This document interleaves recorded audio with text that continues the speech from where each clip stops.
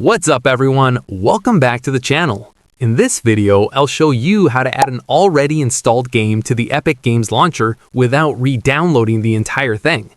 First, open the Epic Games Launcher and go to your library. Find the game you already have installed on your PC, then click Install just like you normally would. Epic will ask you to choose an installation location. This is important. You need to select the same folder where the game is already installed.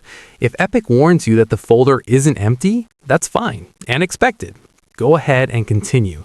Once the installation starts, let it run only briefly.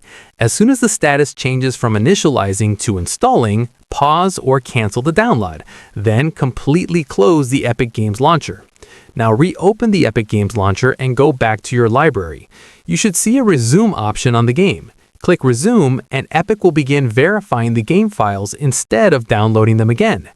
During this process, Epic scans the existing files on your drive and checks that everything is there and up to date.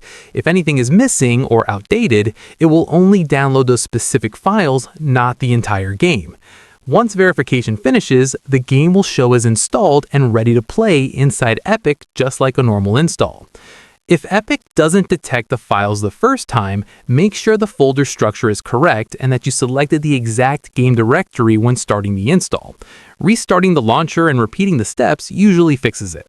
And that's it. That's how you add an already installed game to the Epic Games Launcher without wasting time or bandwidth.